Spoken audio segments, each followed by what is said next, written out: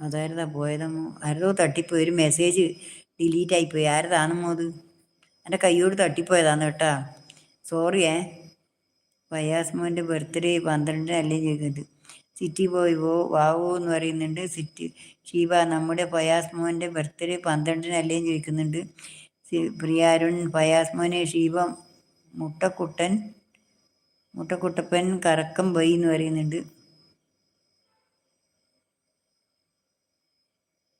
മുട്ടക്കുട്ടപ്പൻ കറക്കം പോയി എന്ന് പറയുന്നുണ്ട്. പ്രിയാരുൺ കൈ എന്ന് പറയുന്നത് മുട്ടയിലെ ഉണ്ണിക്കുട്ടൻ നോ സോറി എന്ന് പറയുന്നുണ്ട്. അറിയാതെ ഇതെന്തു പറ്റി?